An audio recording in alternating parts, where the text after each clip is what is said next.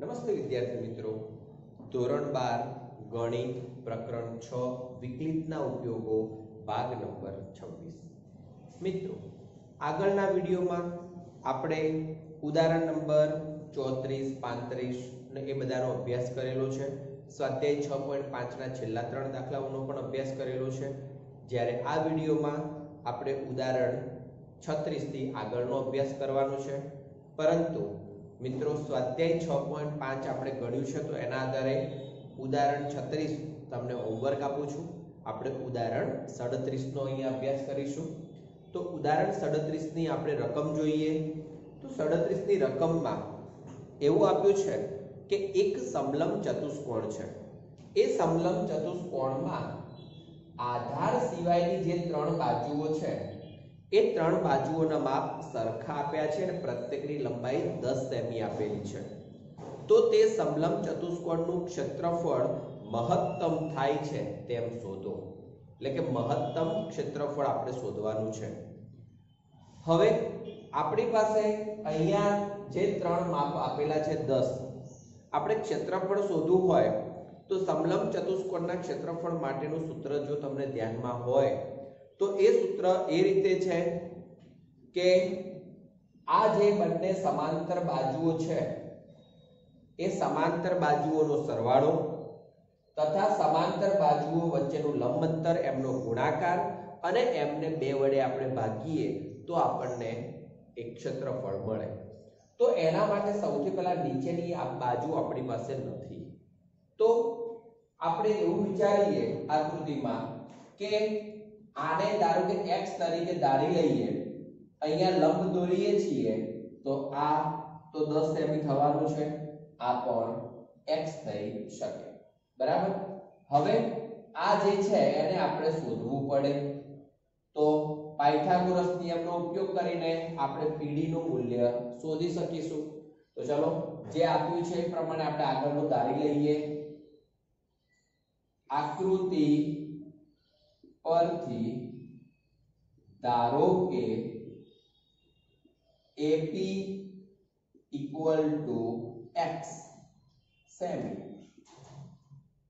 તો માટે ચાલો AP = x સેમી છે તો માટે QB અથવા PQ =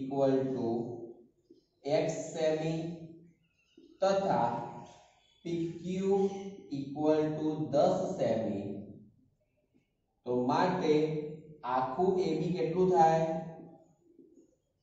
2x + 10 સેમી, બરાબર। ચલો હવે કાટકોણ ત્રિકોણનો આપણે ઉપયોગ કરીએ તો કે કાટકોણ ત્રિકોણ DPA અથવા APD માટે ચલો આપણે આ બાજુ શોધવી છે તો શું લખી શકાય, તો કે AD² = AP² + PD², પરંતુ AD નું મૂલ્ય તો 10 નો સ્ક્વેર છે જ, AP તરીકે x નો વર્ગ અને PD નો વર્ગ, તો માટે PD નો સ્ક્વેર 100 - x² અને PD બરાબર વર્ગમૂળમાં 100 - x²। તો આપણને PD એટલે કે લંબ અંતર વર્ગમૂળમાં 100 - x² મળે છે। PD જેટલું છે એટલું જ શું થવાનું = QC, બરાબર। આ માપ અને આ માપ બંને લંબ અંતર છે ને બંને સરખા થશે। ચલો હવેનું કામ આપણું જે છે એ સમલંબ ચતુષ્કોણનું ક્ષેત્રફળ, તો કે માટે સમલંબ ચતુષ્કોણનું ક્ષેત્રફળ બરાબર, ચલો 1/2 ગુણ્યા બે સમાંતર બાજુઓ નો સરવાળો એટલે AB + CD અને એમનું લંબ અંતર એટલે કે PD, તો 1/2 ગુણ્યા ચલો AB + CD, તો CD નું મૂલ્ય 10 છે, AB નું મૂલ્ય આટલું છે, તો એનો મતલબ કે 2x + 20 અને PD તો આપણે અહીંયા શોધ્યા છે વર્ગમૂળમાં 100 - x²। ચલો અહીંથી બે કોમન નીકાળીને 2 ઉડાડીએ તો x વત્તા 10 વર્ગમૂળમાં 100 માઈનસ x સ્ક્વેર. હવે મિત્રો અહીંયા આપણને ક્ષેત્રફળ મળ્યું છે. ચલો ક્ષેત્રફળને હું ax તરીકે લઉં છું.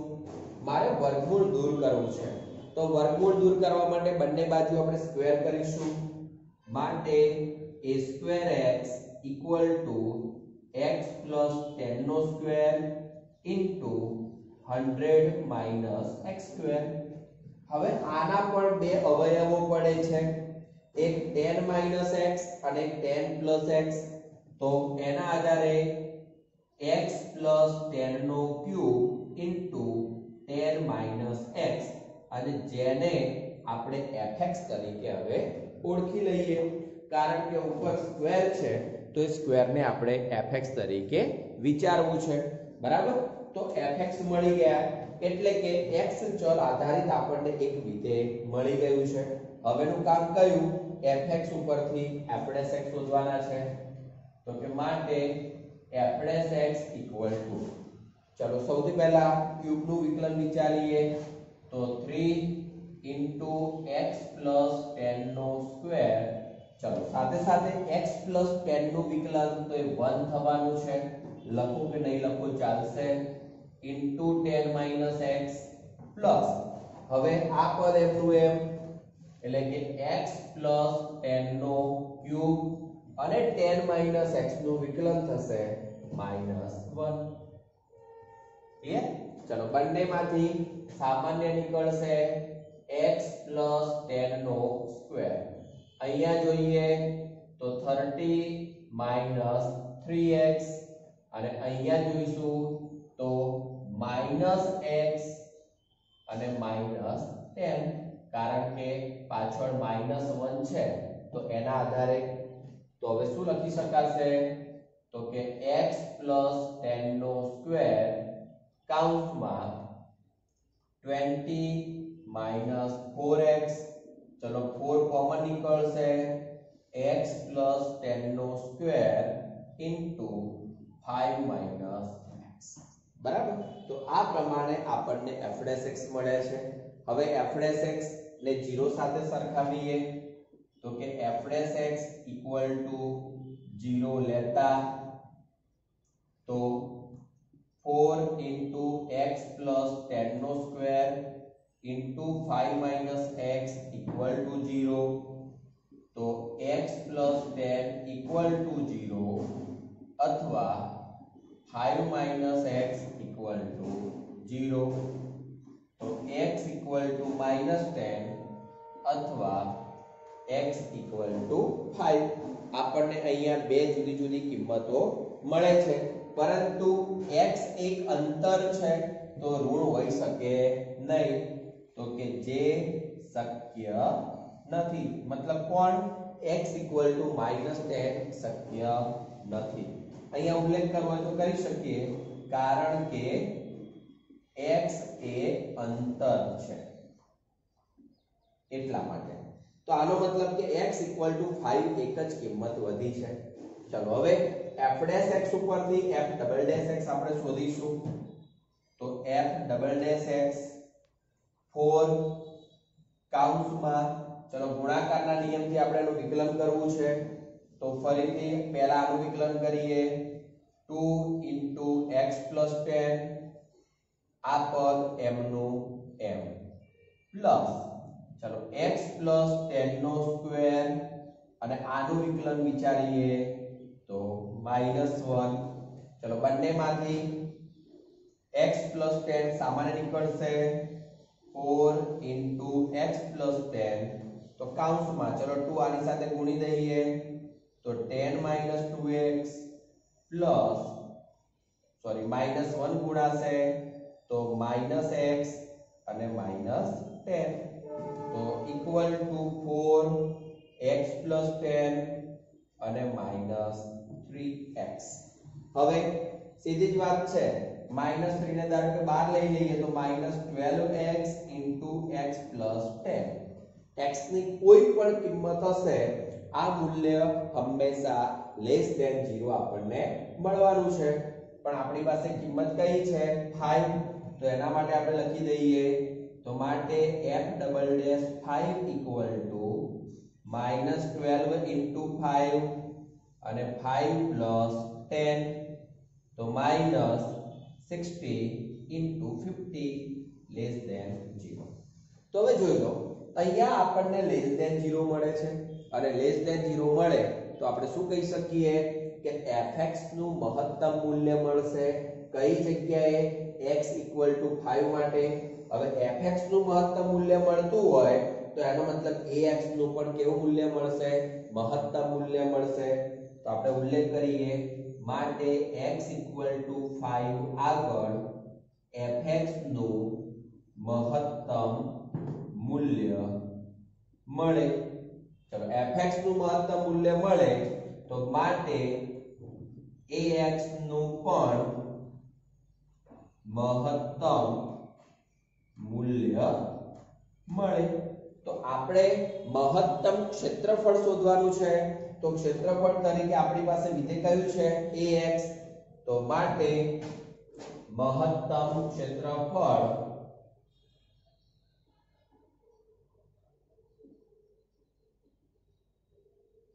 એ થાય ઇક્વલ ટુ ચલો શું થઈ શકશે અહીંયા 5 + 10 ઇન્ટુ રૂટ 100 માઇનસ 5 નો સ્ક્વેર.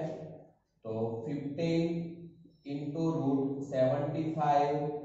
તો અહીંયા આપણે વિચારીએ તો 5 રૂટ 3 થશે તો 75 રૂટ 3 એકમ આવશે સેમી સ્ક્વેર. તો આ થયો આપણને જવાબ. એટલે કે જે પણ ક્ષેત્રફળ મહત્તમ મળે છે તો એ મહત્તમ કેટલું છે એનો જવાબ આપણે શોધ્યો છે. બુકમાં અહીંયા સ્ક્વેર કર્યો નથી માટે વર્ગમૂળ વાળું પદ રાખીને એને આધારે વિકલન કરવાનો પ્રયત્ન કર્યો છે. પરંતુ મિત્રો વર્ગમૂળ વાળું પદ હોય તો એક વિકલન સરળતાથી થાય, બીજા વિકલનમાં થોડું તકલીફ પડી શકે, બરાબર છે. પણ આપણે વર્ગમૂળને દૂર કર્યું છે અને એ પ્રમાણે આપણે કામ કર્યું છે તો આપણે સરળતાથી એને વિચારી શકીએ છીએ. તો આ છે ઉદાહરણ નંબર 37. ચલો હવે એના પછી ઉદાહરણ નંબર 38 નો આપણે અભ્યાસ કરીએ. તો ઉદાહરણ 38 ની રકમ જોઈએ તો રકમ આપણને જે આપેલી છે એને તમે ધ્યાનથી વિચારશો તો ખબર પડશે કે એક શંકુ છે અને શંકુ આપેલો છે. શંકુ આપેલો છે મતલબ શંકુની ઊંચાઈ આપેલી હોય, શંકુની ત્રિજ્યા આપેલી હોય. તો આપણે એ પ્રમાણે એની આકૃતિ દોરવાનો પ્રયત્ન કરીએ. 38. તો સૌથી પહેલા શંકુ,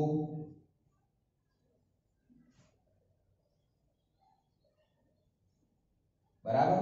હવે એ શંકુ ની ઊંચાઈ અહીંયાથી વિચારી લઈએ આપણે.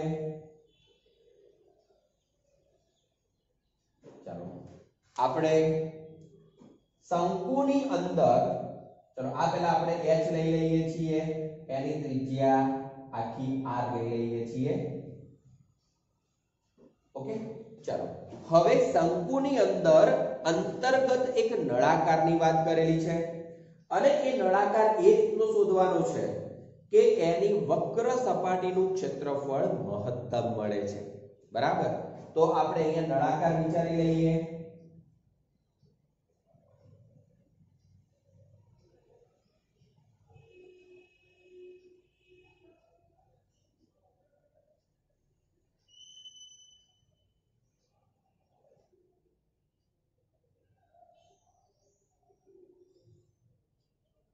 બરાબર. આ રીતે આપણે એક નળાકાર વિચારીએ છીએ અને એ નળાકાર માટે એનું વક્ર સપાટીનું ક્ષેત્રફળ મહત્તમ મળવું જોઈએ. તો સૌથી પહેલું કામ આપણે જે આ નળાકાર લીધો છે એ નળાકારની ત્રિજ્યા આપણે x ધારી લઈએ છીએ. નળાકારની ત્રિજ્યા કેટલી ધારીએ છીએ? x. હવે આપણે બધું નામ નિર્દેશન ને આ તે કરી લઈએ તો સ્વાભાવિક છે કે શંકુ માટે a B C વિચારી લઈએ. આ જે બિંદુ છે એને આપણે O કહી દઈએ. ચાલો હવે એના પછી અંદરના ભાગે ડી ઈ એફ જી લઈ શકાય, પી ક્યુ આર એસ લઈ શકાય. તો અંદરનો ભાગ જે છે એને પી ક્યુ આર એસ તરીકે ઓળખી લઈએ. પી ક્યુ આર અને એસ. ભલે બુકમાં જે આપેલું હોય તે આપણે આ રીતે એને ગણવાનો પ્રયત્ન કરીએ છીએ. તો સમજી લેજો. હવે આ જે આકૃતિ છે એ આકૃતિ ઉપરથી આપણે જે નળાકારની ઊંચાઈ કેટલી થાય છે તે ઊંચાઈ એક શોધવી પડશે. બરાબર? એ શોધાઈ જશે. બસ બાકી ત્રિજ્યા, શંકુની ઊંચાઈ, શંકુની ત્રિજ્યા એ બધું આપેલું છે અને એના આધારે એની વક્ર સપાટીનું આપણે વિધેય બનાવવાનું થશે. વક્ર સપાટીનું જે પણ વિધેય બનશે એ વિધેયને આપણે ઉપયોગ કરીને જે રીતનું જેમ કામ કરીએ છીએ એ રીતે કામ કરીશું. તો જે આપેલું છે એનો આપણે ઉલ્લેખ કરી દઈએ. ધારો કે શંકુની ઊંચાઈ h, ત્રિજ્યા r છે. r આપેલ છે, આપણે એવો ઉલ્લેખ કરીએ. ચાલો, નળાકાર ની ત્રિજ્યા x છે. પેલું આપેલું છે, આ ધારેલાની અંદર જ બધો ઉલ્લેખ કરીએ છીએ એટલે એ x છે. હવે આપણે આ જે આકૃતિ છે એ આકૃતિને થોડી આડી આકૃતિ કરીને હું અહીંયા એક નાની આકૃતિ દોરી રહ્યો છું. એને તમે સમજવાનો પ્રયત્ન કરજો. બરાબર? જે નામ નિર્દેશન છે બધું જ હું દર્શાવું છું. તો નામ નિર્દેશન માટે આપણે ચલો જે આકૃતિ દેખાય છે એ રીતે આપણે વિચારી લઈએ. બરાબર? હવે જે આકૃતિ છે એની અંદર જ આપણે બે સમરૂપ ત્રિકોણોનો વિચાર કરવાનો છે. કયા બે સમરૂપ ત્રિકોણો? તો એક ત્રિકોણ છે AOC ત્રિકોણ અને બીજો ત્રિકોણ છે SRC ત્રિકોણ. AOC ત્રિકોણ અને SRC ત્રિકોણ એ બંને ત્રિકોણો સમરૂપ ત્રિકોણ થાય.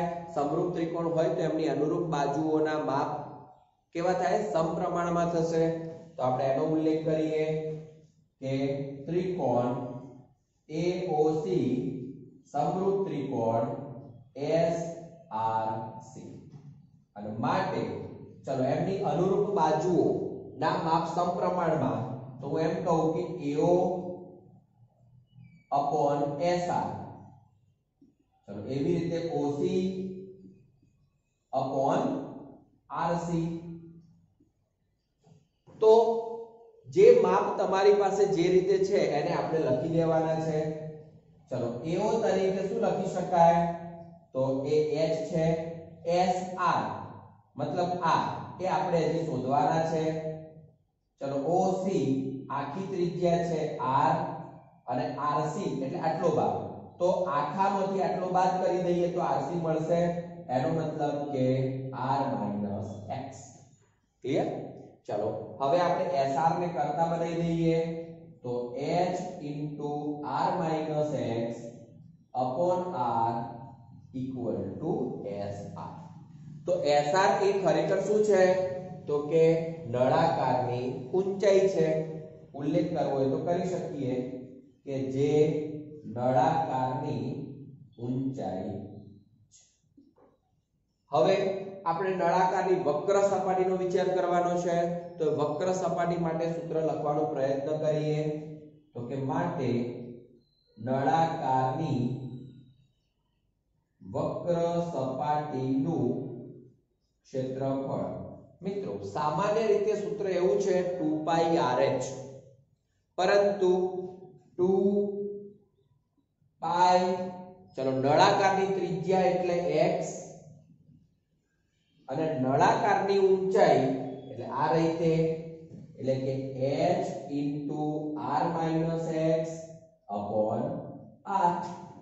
જુઓ જેટલા પણ પદો અહીંયા દેખાય છે આપણા માટે આ વિધેય છે.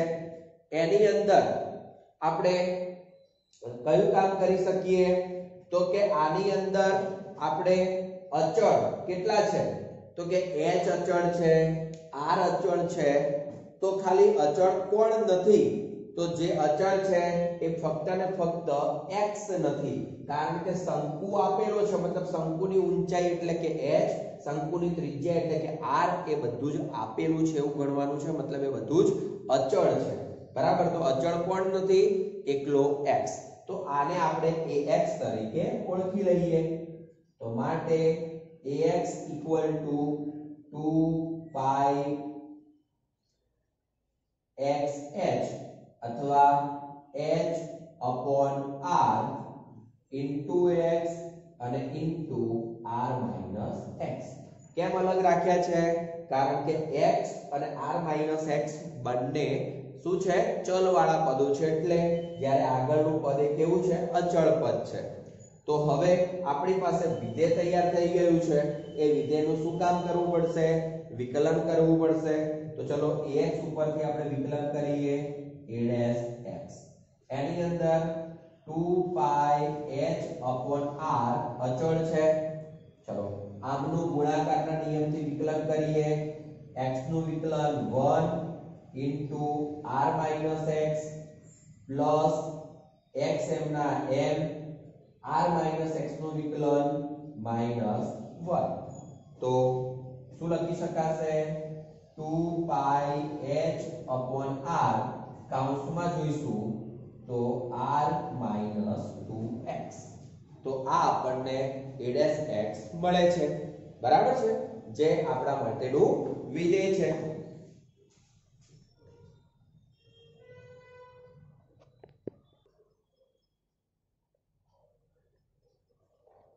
તો હવે a'(x) ઉપરથી આપણે a'(x) નો અભ્યાસ કરીએ. a'(x) શું થશે? તો કે a'(x) equal to ચલો 2 પાઈ h upon r અચળ રહેશે અને r minus 2x નું વિકલન થશે -2. ઓકે, તો એ પ્રમાણે -4 પાઈ h upon r. હવે આપણે a'(x) equal to 0 લેવા છે. ચલો a'(x) equal to 0 લેતા. મિત્રો એવું કઈ જરૂરી નથી કે a'(x) શોધીએ છીએ તો ત્યારે અને પછી જ આપણે a'(x equal to 0 લખવા. તમે a' શોધીને પછી પણ એનો ઉપયોગ કરી શકો છો. તો a'(x equal to આપણે 0 લઈએ છીએ તો પદ શું થશે કે 2 પાઈ h upon r કૌંસમાં r minus 2x equal to 0. તો આ પદ અચળ છે તો કે r minus 2x equal to 0 અને માટે x equal to r upon 2. હવે x ની કિંમત r upon 2 આપણે અહીંયા મૂકીએ તો કે માટે a'(r upon 2. તો અહીંયા x જ નથી એટલે આના મૂલ્યમાં કોઈ ફેરફાર થવાનો નથી. -4 પાઈ h upon r અને જે શું થશે? <0 થાય. હવે એ <0 થાય છે તો એનો મતલબ આપણે એવો કરીશું કે કેવું મળશે એનું? તો કે જે ક્ષેત્રફળ છે વક્ર સપાટીનું, એ વક્ર સપાટીનું ક્ષેત્રફળ મહત્તમ થાય છે. તો માટે નળાકારની વક્ર સપાટીનું ક્ષેત્રફળ મહત્તમ થાય. હવે મિત્રો ક્ષેત્રફળ મહત્તમ થાય છે ત્યારે આગળનું વાક્ય શું કહે છે? નળાકારની ત્રિજ્યા એ શંકુના પાયાની ત્રિજ્યા કરતા અડધી છે, બરાબર. તો તમે જોઈ લો કે x equal to r upon 2 છે તો x equal to r upon 2 મતલબ શું થાય કે શંકુની ત્રિજ્યાના અડધા કરીએ ત્યારે નળાકારની ત્રિજ્યા મળે છે. તો કે નળાકારની વક્ર સપાટીનું ક્ષેત્રફળ મહત્તમ થાય ત્યારે શંકુની ત્રિજ્યાના અડધા એ નળાકારની ત્રિજ્યા છે। मतलब आ હોય તો આવું થઈ શકે, મહત્તમ થઈ શકે, અને મહત્તમ હોય તો એ x = r/2 પણ થઈ શકે। તો બસ અહીંયા આપણે કોઈ ક્ષેત્રફળ શોધવાનું નથી, ફક્ત ક્ષેત્રફળ મહત્તમ છે કે ન્યૂનતમ છે એ બતાવવાનું છે, પરંતુ ક્યારે? બંનેની ત્રિજ્યાઓનો એક સંબંધ થતો હોય ત્યારે। તો આ છે આપણું ઉદાહરણ નંબર 38।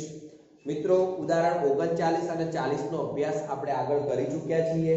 આપણે ઉદાહરણ 41 નો અભ્યાસ કરીએ। તો ઉદાહરણ નંબર 41, ચલો હવે 41 ની તમે રકમ જોશો તો એક દુશ્મનનું હેલિકોપ્ટર વક્ર y = x² + 7 ના માર્ગે હવામાં ઉડે છે અને એક બિંદુ 37 આગળ એક સૈનિક ઉભેલો છે। હેલિકોપ્ટર તેની એકદમ નજીક હોય ત્યારે તેને નિશાન તાકી નીચે પાડવા ઈચ્છે છે, તો તેમની વચ્ચેનું ન્યૂનતમ અંતર શોધો। મિત્રો ન્યૂનતમ અંતરનો દાખલો આપણે આગળના વિડીયોમાં પણ શીખી ગયા છીએ। ત્યાં પણ એક વક્ર આપેલો હતો, એક બિંદુ આપેલું હતું, બસ એ જ પ્રમાણે અહીંયા સેમ ટુ સેમ કામ કરવાનું છે। થોડાક શરૂઆતના સ્ટેપ સમજાવી દઉં છું અને એ પ્રમાણે તમે જાતે એને લખી શકશો।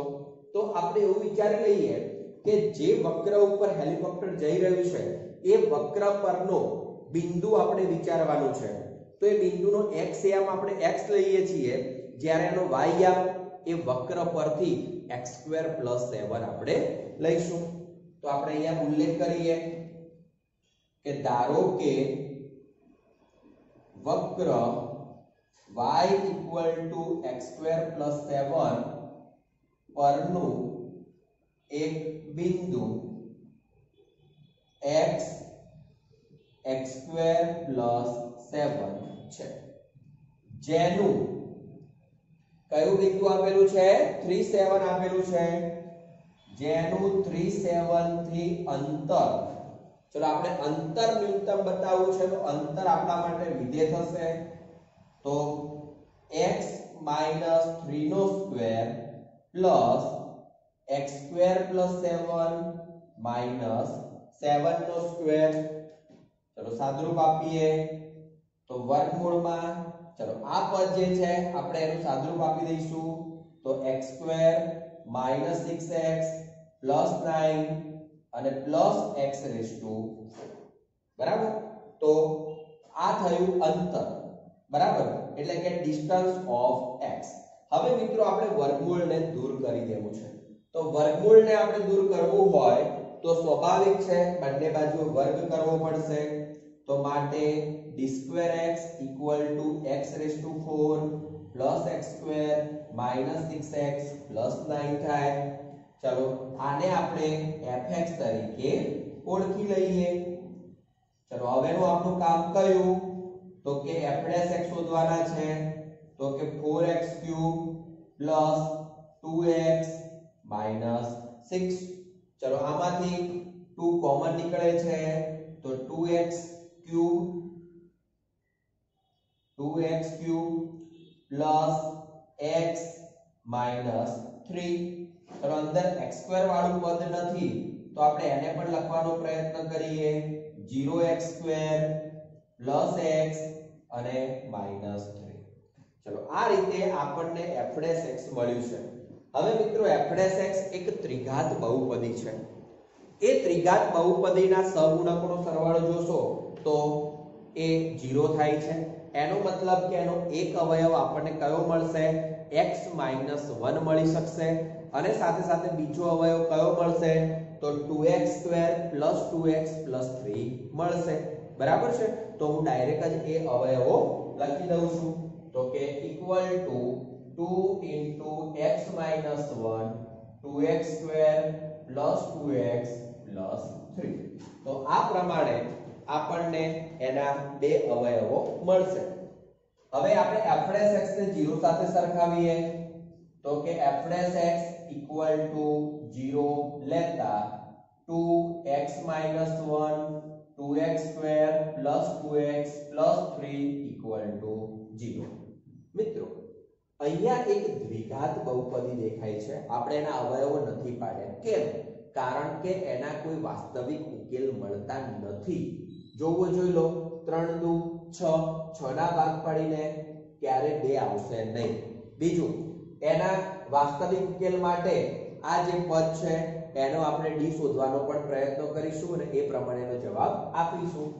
તો કે માટે x - 1 = 0 અથવા 2x² + 2x + 3 = 0, x = 1. ચલો અહીંયા આપણે વિવેચક વાળા ડી નો ઉપયોગ કરીએ.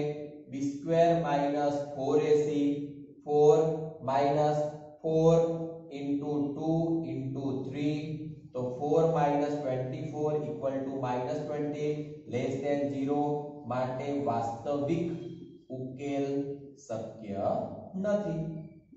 તો આનો મતલબ એવો થયો કે x તરીકે આપણને એક જ સંખ્યા મળે છે અને જે છે 1. તો x તરીકે જે 1 મળે છે એ જ આપણા માટે નિર્ણાયક સંખ્યા થવાની છે. હવે f' x ઉપરથી આપણે f" શોધી દઈએ. ચલો f" 2 કૌંસમાં, ચલો આનું વિકલન તો કે 6x², આનું વિકલન તો કે +1, આનું 0 થઈ જશે. તો આ રીતે આપણને f" મળે છે. એમાં x ની કિંમત 1 મૂકી દઈએ તો કે f"1 2 કૌંસમાં 6 + 1 એટલે કે 14, અને 14 કેવા મળે છે? >0.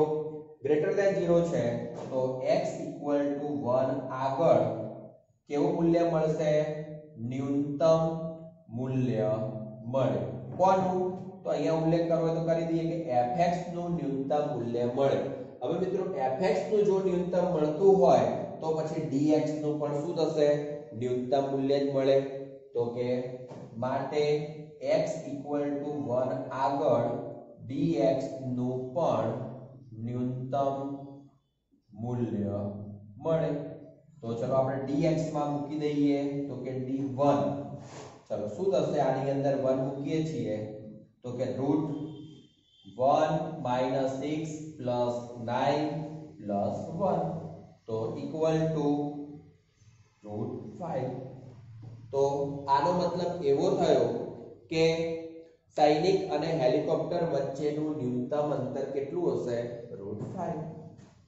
તો કે માટે સૈનિક અને હેલિકોપ્ટર વચ્ચેનું ન્યૂનતમ અંતર √5 હોય ત્યારે એ હુમલો કરશે, બરાબર, અથવા નિશાન તાકી શકશે. તો મિત્રો આ દાખલામાં પણ અહીંયા વર્ગમૂળ હતું. વર્ગમૂળને દૂર કરવા માટે બંને બાજુ આપણે વર્ગ કર્યા અને એ પ્રમાણે આપણે કામ કર્યું છે. તો અહીંયા આપણા સ્વાધ્યાય 6.5 ની આગળ સુધીના ઉદાહરણો પૂરા થાય છે.